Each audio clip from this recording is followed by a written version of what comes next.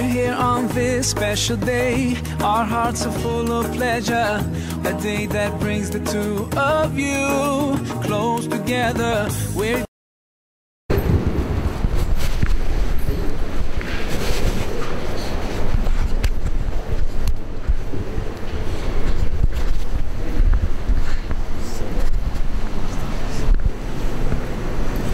Kali pergi kat Ustaz lagi? Ya, tak ingat kata pagi.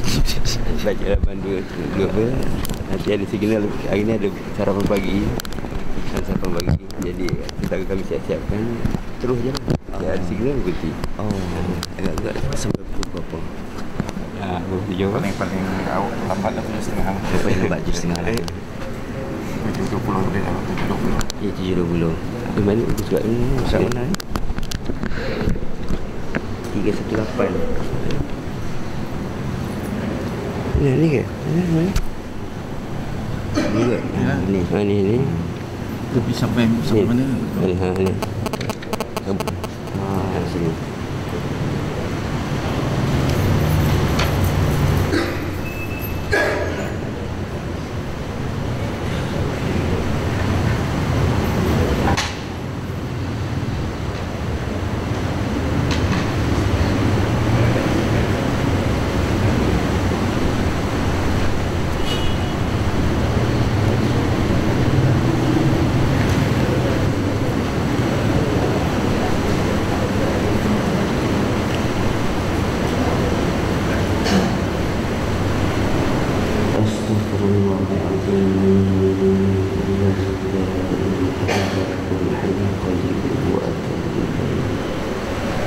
أستغفر الله العظيم الذي لا إله إلا هو الحي القيوم وأتوب إليه أستغفر الله العظيم الذي لا إله إلا هو الحي القيوم وأتوب إليه السلام عليكم ورحمة الله وبركاته أعوذ بالله من الشيطان الرجيم أعوذ بالله السميع العليم من الشيطان الرجيم بسم الله الرحمن الرحيم الحمد لله رب العالمين والصلاة والسلام على أشرف الأنبياء والمرسلين وعلى آله وعلى أهل بيته وصحبه أجمعين سبحانك لا علم لنا إلا ما علمتنا إنك أنت العليم الحكيم ولا حول ولا قوة إلا بالله العلي العظيم. Terima kasih Tuan Pengurusi, Tuan Imam, Tuan Nazir, seluruh ahli dan kuasa pimpinan Masjid Ar-Rahimah, tuan-tuan muslimin muslimat yang dikasihi oleh Allah Subhanahu wa taala. Hari ini kita menyambung lagi pengajian melalui kitab Tanbihul Ghafilin, peringatan bagi orang-orang yang lalai atau lupa, pada muka surat 319, betul وقال مصنف في الدارين Abdais As-Samarqandi في الدارين Amin, pada perenggan Abu Lais, betul betul. Baik, sebelum Ustaz itu mulakan pengajian kita pada pagi ini, Ustaz nak minta semua tuan-tuan dan perempuan bersama-sama dengan saya sedikit kita basahkan lidah kita dengan zikrullah, Semoga akal fikiran kita menjadi lembut. Semoga hati kita yang keras, hati kita yang beku menjadi cair dengan zikir kepada Allah Subhanahu wa ta'ala. Hasbi Rabbi Jalla Allah ma fi qalbi ghayrullah Nur Muhammad sallallahu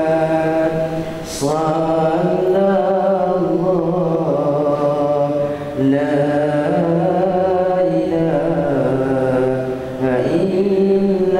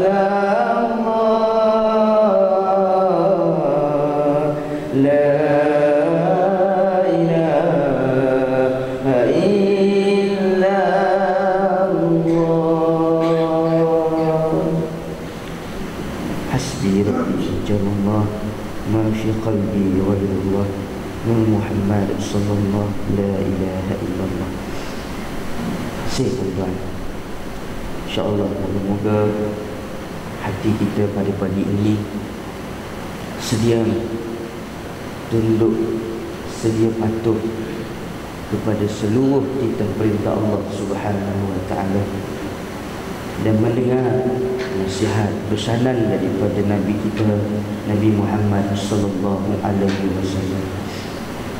Baik, saya menyambung pengajian dalam kitab Tanbihul Ghafilin pada muka surat 3-9 pada bab yang menyatakan mengabaikan dunia atau menolaknya.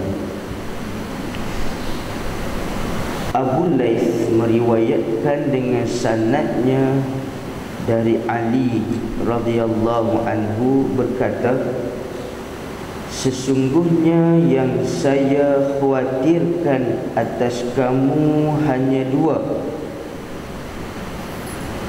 panjang angan-angan dan menurutkan hawa nafsu.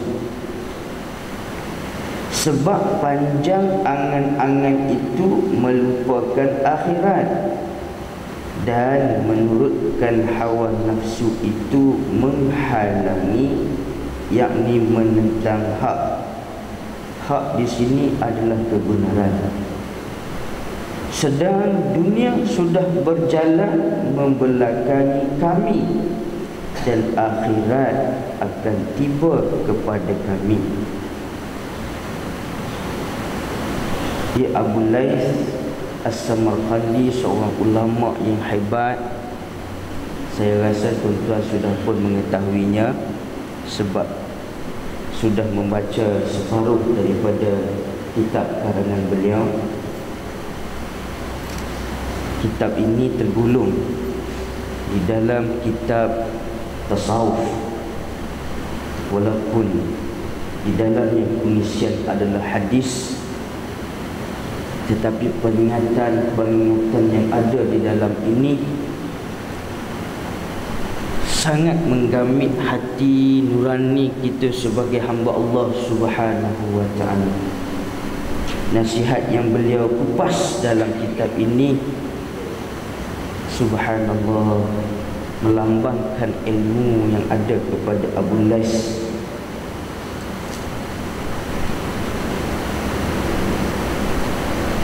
Beliau menyentuh dalam tajuk ini panjang angan-angan boleh melupakan akhirat dan menurutkan hawa nafsu. Apa dia hawa nafsu ni? Kita selalu sebut jangan ikut nafsu, nanti badan jadi lesu. Jangan ikut hawa nafsu, nanti diri jadi tak menentu. Jangan ikut hawa nafsu, nanti kelak dirimu menjadi haru biru. Hawa nafsu ni apa dia? Inilah kita mudah faham. Yang kata hawa nafsu, kita tengok pada bulan Ramadan kan, tambah-tambah hari mula nak buka puasa. Sebelum nak buka puasa ni, lalu kat bazar Ramadan, tengok semua nak makan. Semua ambul sedap sungguh mi ni, sedap sungguh murtabak ni. Jumpa hak ni beli, jumpa hak ni pun beli.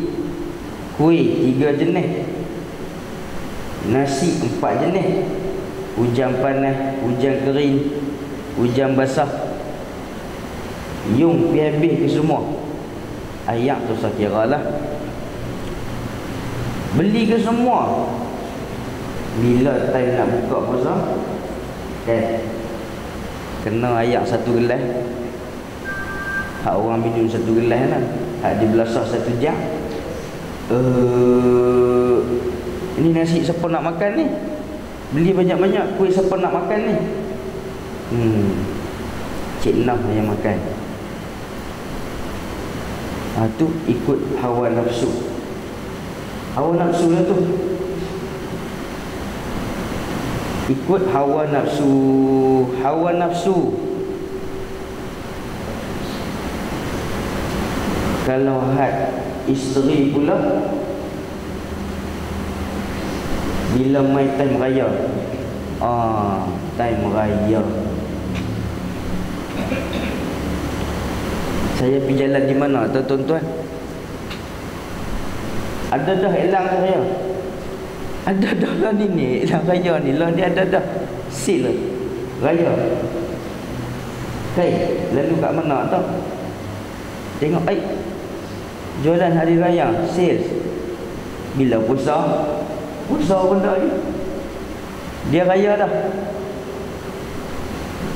Tu mana hak perempuan dia tengok kelabu mata, murah kain ni, murah. Kalau tunggu hari raya kain mahal, beli nak buat baju, beli kain nak buat langsir ikat. Beli 3-4 jenis. Tingkap, pintu dapur, pintu store, semua pun. Raya tahun depan beli lagi. Hak laki kata hak tahun lepas boleh guna lagi, 2 tahun lepas pun elok lagi. Tak boleh guna ke yang? Boleh lah Ling, tapi tak cantik. Yang nak pakai yang ni. Alah Ling, takkan tak boleh kot. Baru 500. Kan? Duk yang Ling, laki nama kok. Elok. Yang Ling kok. Okay. Duk yang Ling, laki nama kok. Elok lah. Yang Ling kok. Habis. Tu hawa nafsu. Ni benda di sini ni. Hawa nafsu.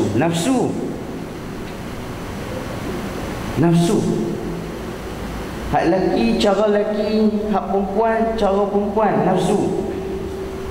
Ni yang Abu Lais As-Samarqandi kata ni, hawa nafsu.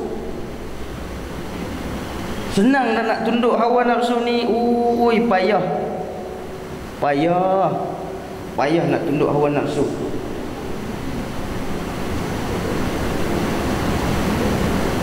Payah tuan-tuan.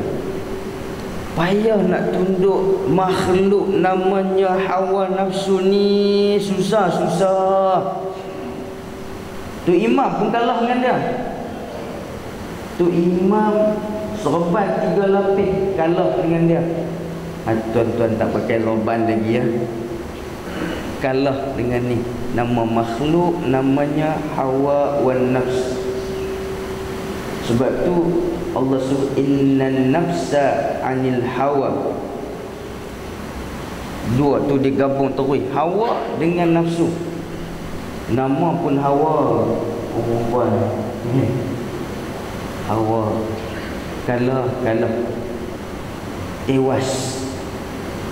Sebab tu nak tewaskan hawa nafsu ni macam mana? Bagaimana kita nak tewaskan hawa nafsu ni? Sebab dia boleh mengalahkan kita. Kalau kita tak kalahkan dia, kita tak tewaskan nafsu ini, kita yang tewas dengan dia.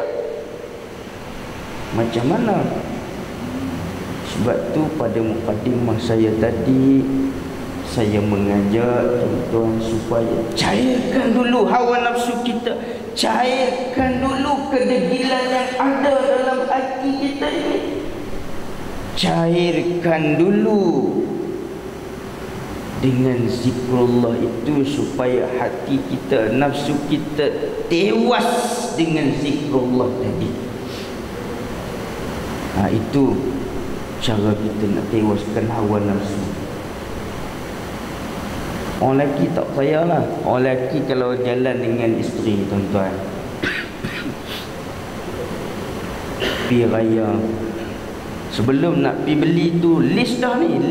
Hak ni jumlah dia 1000. Contoh. List dah, tulis dah, nak beli hak ni, nak beli. Sampai tempat nak beli, hak tak ada dalam list tu. Hak ada list tu tak jadi nak beli. Beli hak tak ada dalam list. Pi 5,000. Tewas. Jadi pesanan untuk kita sama-sama lah. Sama-sama beringat ya, kita ingat memperingati. Sebab tu kita baca, kita mengaji kitab-kitab karangan para ulama, supaya apa nasihat ulama pada kita, kita baca kitab sikit sebanyak kita boleh faham. Orang nak karang kitab tebal ni tuan-tuan, agak-agak berapa lama ni tebal ni. Saya tulis buku 100 muka surat lebih pun kita duk tulis. Lama tuan-tuan, 3-4 tahun. Ni kalau sampai dah 500 muka surat, tuan-tuan bayangkan betapa banyak kesabaran dia ada, keyakinan daripada Allah banyak mana. Tuan-tuan fikir sendiri. Dan melupakan akhirat, menurutkan hawa nafsu itu menghalangi menentang kebenaran. Sedang dunia sudah berjalan membelakangi kami dan akhirat akan tiba kepada kami. Bila kita mengikut hawa nafsu, tuan-tuan muslimin muslimat, kita tak sedar perkara yang kita buat itu kita menentang kebenaran. Benda hak salah kita tak sedar kita buat. Kita tak sedar kita sudah membelakangi kebenaran, kita sudah membelakangi akhirat. Kita tak sedar dengan perbuatan kita itu melakukan kesalahan yang menjarakkan kita dengan akhirat. Kita tak sedar kadang-kadang perkara yang kita fitnah kepada seseorang mengikut hawa nafsu, cakap bukan melepas saja. Oh, orang ni sudah melakukan 7 dosa besar. Tu hawa nafsu. Hawa nafsu. Hawa nafsu tu tuan-tuan. Bercakap kerana politik, kerana kekuasaan yang kita nak sedikit haban dunia, kita menuduh, kita memfitnah orang baik itu melakukan dosa besar, sedangkan dia selalu membaca Al-Quran. Orang ini tidak pernah mengkhianati amanah Allah, tidak pernah mengkhianati amanah yang sahabat-sahabat berikan kepada beliau. Itu fitnah. Fitnah. Ikut hawa nafsu dah, ikut hawa nafsu. Hawa nafsu. Kalau tak mengikut hawa nafsu, tak berani kita nak tohmah, tak berani kita nak fitnahkan orang-orang iman baik itu, orang yang ada ilmu itu kita nak fitnah pada, tak berani. Tak berani tuan-tuan nak kata tak kawan.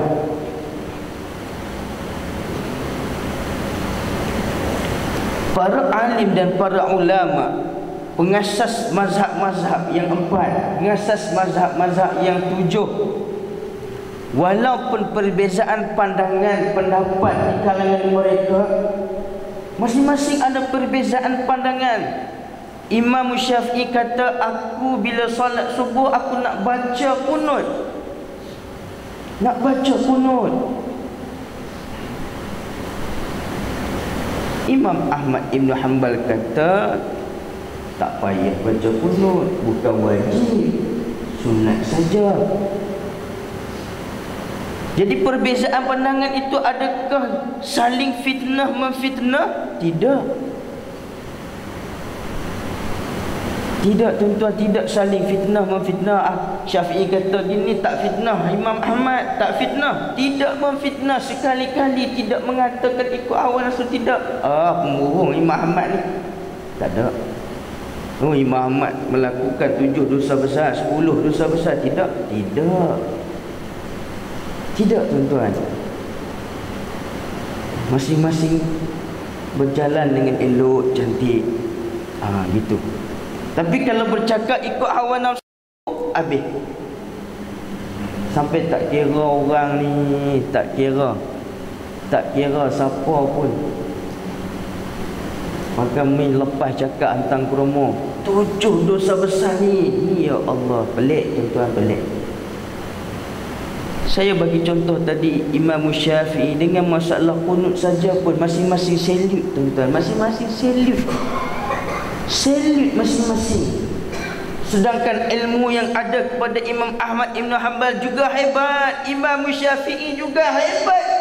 Ilmu sudah setanding, sama-sama hebat. Mereka tidak. Masalah kunut saja tuan-tuan, tidak berbala, tidak mengatakan ikut suka, ikut hawa nafsu. Cerita bab kunut ni tuan-tuan, saya tengok dalam YouTube sembahyang subuh lah. Tak tahu tuan-tuan pernah tengok ke tidak. Saya rasa mungkin tuan-tuan pernah tengok. Hak sembahyang setahun sekali, setahun 2 kali jadi imam. Pernah tengok tak? Tak pernah tengok. Tak pernah tengok, saya cerita. Ada 2 orang kahwin dengan adik kawan ni. Dia adik ipar lah ni. Adik ipar. Saya abang, 2 orang ni kahwin dengan adik saya. Jadi adik ipar saya lah 2 orang. Contoh contoh. Marilah rumah saya, tidur semalam 2. Malam yang pertama, esok pagi kita ajak solat berjamaah subuh sama-sama. Sampai waktu sembahyang, waktu solat subuh, saya pun kata, "Dek, saya dek jadi imam lah. Imam solat subuh ya bang?" Solat subuh lah. Saya pun pergi masuk sana saat ada 2 orang ni sembang. Aku kalau sembahyang lain, aku memang syok jadi imam. Solat zuhur lagi aku syok, sembahyang asar lagi best, aku syok jadi imam. Tapi subuh ni tak berapa sikit lah. Awak pasal apa? Sebab ada nak kena baca kunut.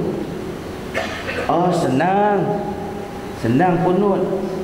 Anak hak panjang ke hak pendek? Ada 2. Kunut panjang, ada kunut pendek. Ada. Macam mana kunut hak panjang?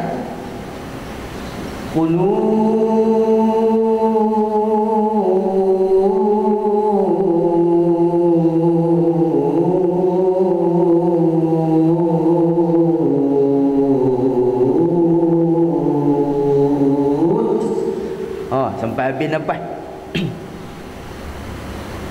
Oh macam tu. Mudah. Hak pendek macam mana? Hak pendek lagi mudah. Macam mana sebut? Kunut. Oi, pendek. Oh mudah sungguh. Senang. Jadi imam. Abang Mai jadi imam. Naiklah jadi imam. Sampai dekat nak baca kunut, dia niat jadi imam pun baca, angkat tangan. Kunut.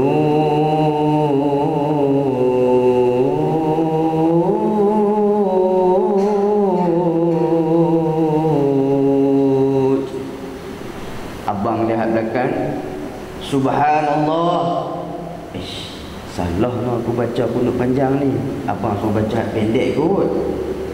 Dia pun tukar baca pendek pula. Kunut subhanallah. Abang dia dah susah hati lah. Hak mana satu ni? Duk i'ah tawih sujud.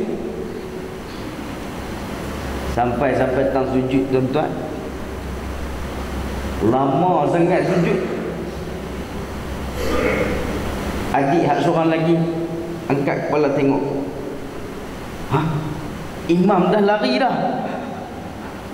Dia pun bagi tahu abang dia sebelah, Bang. Dengar sembahyang ni. Bang. Imam dah tak ada dah. Abang dia pun angkat kepala. Lari. La ilaha illallah. Batal habis ke semua. Tu cerita. Jadi janganlah tuan-tuan kita, jangan ikut hawa nafsu. Ya, hawa nafsu kata janganlah pergi mengaji. Jangan ikut, lawan dia. Tewaskan dia. Kita lawan dengan dia. Mengaji ni tuan-tuan memang kena sabar banyak, kena sabar. Tanya ustaz-ustaz, tok guru kita hak pergi mengaji, pergi cari ilmu. Senang ke? Payah tuan-tuan. Senang ke nak dapat ilmu? Tapi kalau dah dapat ilmu, Allah bagi pada kita ilmu, kita rasa seolah-olah Allah bagi harta kepada kita. Rasa lazat, rasa sedap, rasa seronok. Ya Allah, ilmu yang Allah bagi walaupun sikit, rasa seronok, rasa sedap, rasa lazat dengan ilmu. Tapi nak kena sabar. Kalau ikut hawa nafsu, ngaji apa, semayang 5 waktu cukup. Tapi kalau tak mengaji dalam bab kesalahan dalam solat pun payah juga. Payah juga, susah. Sebab semayang kita ikut orang. Ikut 2-3 tahun pertama ikut, is okay. Belajar, nak belajar. Orang rukuk, kita rukuk. Orang iktidal, kita iktidal. Orang takbir, kita takbir. Tapi pada masa yang sama, is the same time, kena cari ilmu. Bukan payah dalam masalah semayang saja tuan-tuan. Nak takbiratul ihram saja. Nak takbiratul ihram. Ada orang dia kena berdiri baru nampak. Bolehkah saya berdiri? Boleh nak.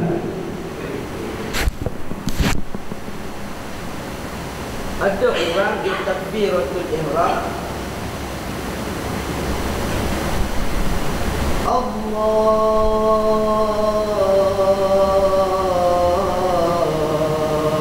Akbar. Apa nak sidak gaya?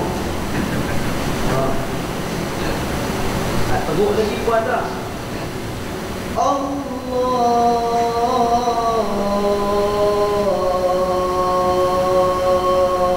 Akbar.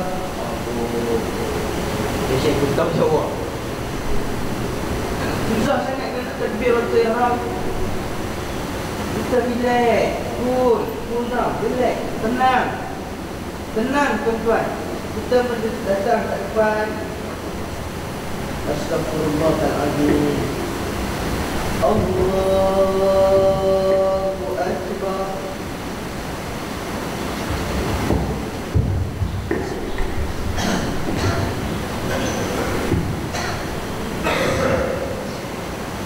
Kita relax, kita tenang. Sebab kita nak berhadapan dengan Allah Subhanahu wa ta'ala. Kita nak berdepan dengan Tuhan yang Maha Berkuasa, Maha Pengasih dan Maha Penyayang. Buat apa nak tegur gambar? Relax. Allahu Akbar. Payah Ustaz ni nak lafaz niat ni. Kalau sebenarnya ni kita nak lafaz niat ni. Sahaja aku solat maghrib 3 rakaat kerana ikut imam. Allah, jangan lama sangat.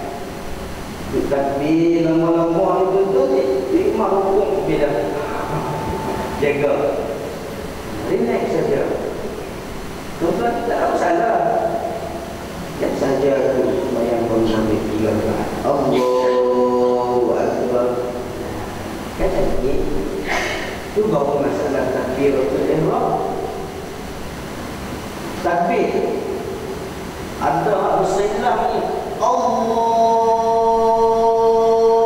Akbar. Oh, nak bagi jejak. Mudah tak jejak drone. Allah. Ya Allah.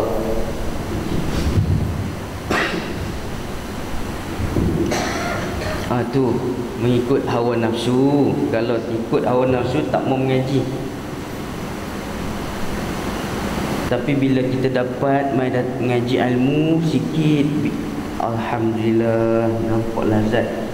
Macam mana ulama ibaratkan bila kita mengaji ilmu, bila dapat sesuatu ilmu rasa sedap, rasa lazat macam mana?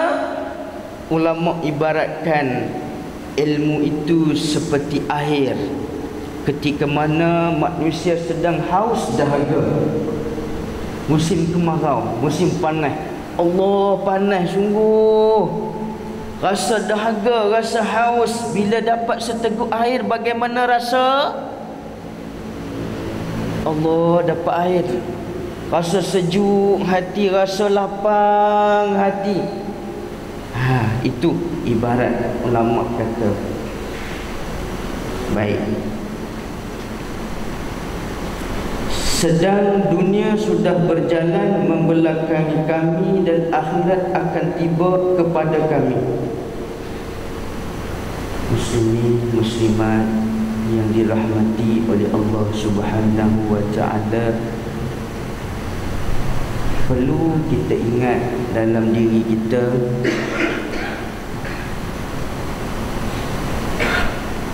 umur yang Allah pinjamkan kepada kita, semakin bertambahnya umur itu bermakna umur kita sudah singkat di dunia. Bertambahnya umur kita, umur manusia 40 tahun, itu bermakna kita sudah berjalan secara perlahan-lahan akan meninggalkan dunia, akan bertemu Allah Subhanahu wa taala. Bukan bermakna bila bertambahnya umur makna dia jadi hebat, tidak. Bukan bermaksud bertambahnya umur dia jadi terlampau hebat, perkasa, perkasam dan sebagainya, tidak. Bukan. Bila bertambahnya umur manusia, ini bermakna selangkah, sehasta, sedikit umur kita sudah dekat dengan Allah Subhanahu wa taala. Kita nak menuju hari akhirat, hari yang terakhir bagi manusia, yang kekal abadi di sana. Dah bawa ke bekal kita? Bekal kita dah bawa ke belum? Nak berjalan jauh ni, ya nak berjalan jauh, dah standby dah bekal. Amalan kita macam mana? Cek, pakat cek. Kalau amalan kita kurang, tambah. Zikir kita kurang, tambah. Sunat kita kurang, tambah. Yang wajib, sedekah, semua yang kita kurang, tambah. Oi, aku masa muda dulu jahat lebih pada jin lagi. Jin tak jahat macam aku. Berubah. Jangan ikut hawa nafsu tadi. Sudahlah. Jangan lagi kita duk fitnah pada tok guru, jangan lagi duk fitnah pada alim, jangan lagi duk sabak racun pada ulama, jangan. Orang alim, orang ulama ini tuan-tuan, Allah bagi dekat dia satu ilmu yang mana dia boleh tawaduk dengan Allah. Doa dia Allah terima tanpa hijab. Tu ulama. Bukan ulang dalam semua macam duk batuk orang, takut racun kan? Tak. Sebelum jadi menteri, ada juga janggut pakai juga sorban. Bila naik jadi menteri, janggut tak ada, sorban tak ada, apa tak ada, tinggal misai yang bertari macam kucing. Minta maaf sebutlah, tak mau sebutlah nama, tuan-tuan ambil sendirilah. Janggut pun tak ada sikit. Dulu ada juga duk ceramah kuliah, orang seronok dengar. Dah ni tak cakap dah, lebay ke mana, songkok ke mana, tinggal misai ya bertari. Tuan-tuan pernah tengok tak misai bertari? Ada kawan saya jadi pegawai warden penjara di Al-Ustaz. Dulu sama-sama mengaji di Maktab Mahmud, di Ma'had. Bila masing-masing sudah berkejaya, lama tak jumpa bertemu. Lah, siapa pakku? Saya orang biasa, orang panggil pakku atau ustazku, biasalah tu. Tangan buat apa ni kan? Aku pegawai ni dalam penjara ni. Ngomong misai ni tuan-tuan, bertarikh ni, pusing kot ni. Pusing. Kita beza ya. Dia pusing kot ni. Layak sungguh jadi buat dia penjara. Dia tahan layak.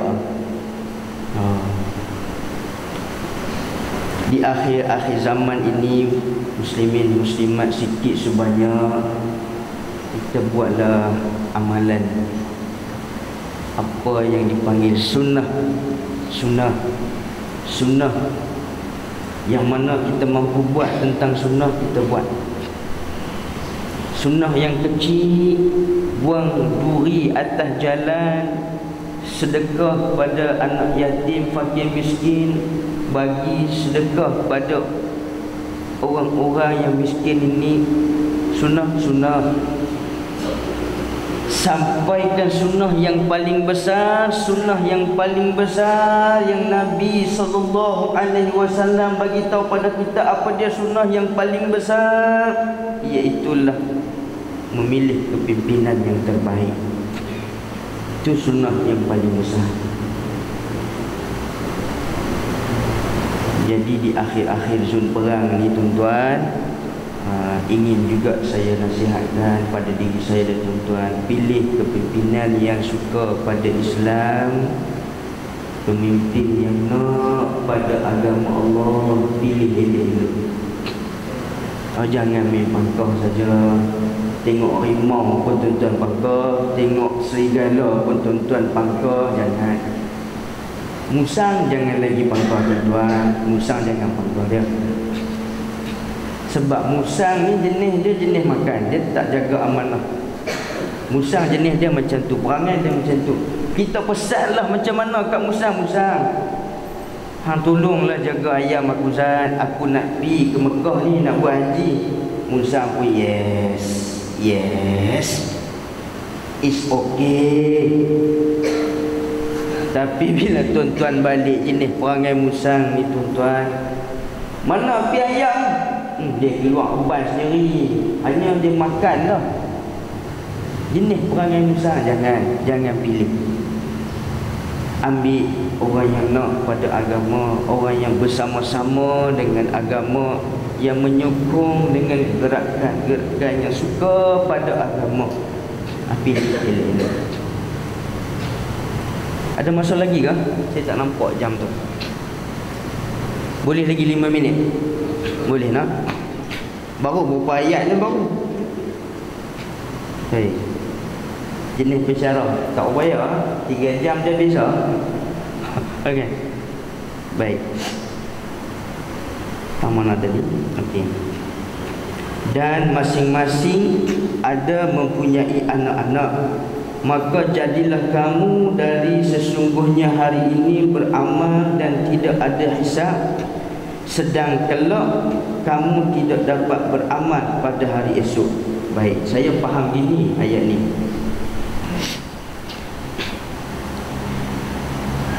Dia nak kita sebagai ibu dan ayah, sebagai ibu dan bapa, sebagai ketua keluarga, didik anak dengan ilmu akhirat, ilmu agama. Bagi anak-anak kita itu ilmu agama, elemen agama pada anak-anak ini bagi elok. Bagi kecap ilmu agama pada anak-anak, bagi kecap. Supaya anak-anak ini dia yakin bahawa agama ini agama Islam, agama yang benar, agama ini yang akan membawa kita ke syurga. Dan bila ada ilmu agama ini, anak-anak dia boleh jaga diri dia daripada melakukan maksiat kepada Allah Subhanahu wa ta'ala. Tuan-tuan kena ingat, anak ni amanah Allah. Anak, isteri, zuriat itu adalah amanah Allah pada kita. Habis tu ada buat tu Ustaz kita. Memanglah itu cara proses fitrah yang Allah nak bagi. Kalau tak macam mana nak keluar anak? Tapi bila dah lahir anak itu, maka wajib kepada kedua ibu bapa bagi elemen agama pada anak-anak. Sebab amanah ini Kalau kita tak jaga, kelak akan membinasakan diri kita. Sebab Allah sebut dalam Al-Quran, a'udzubillahi minasyaitonirrajim, qu anfusakum wa ahlikum nar. Jaga keluarga kamu, ahli keluarga kamu, diri kamu daripada bahan bakarnya neraka. Ku anfusakum wa ahlikum nara. Jaga, Allah kata, diri kamu dan keluarga, ahli keluarga kamu daripada api neraka. Jaga. Ni perintah secara wajib, secara total. Sama perintah dengan fa'aqimus salah, aqimus salah, dirikanlah salat, tunaikanlah sembahyang. Cara ulama istinbat hukum adalah sama, sebab kedua-duanya fi'il amar. Kullu amrin lil wujub. Setiap fi'il amar mengarahkan pada perintah wajib. Itu kaedah nahwu bahasa Arab. Kaedah saraf begitu. Kullu amrin lil wujub. Setiap fi'il amar itu mengarah kepada yang wajib. Sebab cara ulama istinbat hukum, cara nak sunaikan solat, sama juga dengan ulama istinbat hukum. Ku anfusakum wa ahlikum nar. Jaga, Allah sebut jaga sungguh-sungguh ahli, diri kamu, keluarga kamu daripada neraka. Ya Allah, Allah sebut neraka di sini pada kita, ibu dan ayah. Ibu dan ayah, Allah sebut neraka. Kita kalau ketua keluarga kena ingat, kalau tak didik anak-anak dengan ilmu agama, tak kenal anak-anak ni dengan Allah, tak kenal, dia tak pernah dengar dengan telinga anak-anak ni nama Muhammad Rasulullah Al-Amin, tak pernah dengar langsung.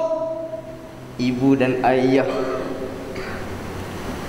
siap, sebab Allah dah janji di situ, khitab an-nar, khitab an-nar.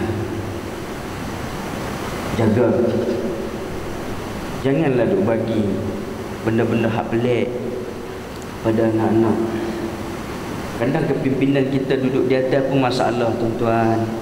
Dia bagi pada anak remaja kita dengan artis, panggil kumpulan Gangnam Style pergi ke Penang, panggil anak-anak muda. Oi, anak-anak muda, mai sini, kita menari menyanyi sama dengan kumpulan Gangnam Style ni. Jahannam habis, tuan-tuan. Jahannam anak-anak kita. Jahannam. Jangan. Kita masuk elemen agama, masuk bagi kat dia. Hari ni dengar ya Hanana, ya Hanana, ya Hanana, hasbi rabbi jalallah. Itu pada anak-anak. Nak masa ni dengar nas'aluka ya man huwa Allahul ladzi la ilaha illa huwa rahmanur rahim, asmaul husna. Bagi ini, elemen ini pada anak-anak. Jangan duk bagi dia dengar lagu ya. Siapa sejambak mawar merah harum di kamar hatimu. Kalau kita bagi lagu-lagu, nyanyi-nyanyian pada anak-anak, benda ini akan merosakkan akal fikiran anak-anak kita. Benda ini akan merosakkan hati anak-anak yang suci, yang bersih. Benda ini akan merosak, akan kotor, akan jadi keruh pada hati anak-anak. Tu tuan-tuan, saya rasa masa pun dah nak habis lah.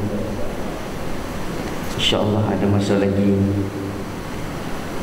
Kot ada yang nak bertanya, Boleh insya-Allah, ikutlah ada soalan. Jadi sesungguhnya hari ini beramal dan tidak ada hisab, sedang gelap hisab tidak ada amal, yang diperbanyakkanlah amal sekarang sebab kamu tidak dapat beramal pada hari esok. Jadi sebelum masuk ayat ini, sebelum kita menutup mata, sebelum kita meninggalkan dunia, maka Abu Lais As-Samarqandi kata banyakkanlah amalan. Itu maksud dia. Sebelum mati, sebelum meninggalkan dunia, sebelum kita dihisab, sebelum kita dibentangkan catatan amalan oleh Allah Subhanahu wa taala di akhirat, maka Abu Lais As-Samarqandi kata perbanyakkanlah amalan. Kalau sedekah kurang, kita banyakkan sedekah. Kalau zakat belum kita keluarkan, keluarkanlah zakat. Kalau sebelum ni kita rasa semayang tak berapa nak cukup, kemaskan solat kita. Solat dah okey dah ustaz, cuma bercara bacaan. Tak apa, perbetulkan perlahan-lahan. Kelak nanti kita mati, Allah tanya, semayang tak? Semayang. Buat tak? Buat. Allah akan tanya, Allah akan kira. Semoga pada hari ini Allah bagi keberkatan kepada kita semua umat Islam yang mengaji kitab Abu Lais As-Samarqandi.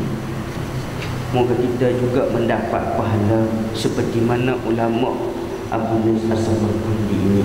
Wallahu a'lam bissawab. Assalamualaikum warahmatullahi wabarakatuh. A'udzu billahi minasyaitonir rajim. Bismillahirrahmanirrahim. Alhamdulillahirabbil alamin. Wassalatu wassalamu ala asyrafil anbiya'i wal mursalin wa ala alihi wa sahbihi ajma'in.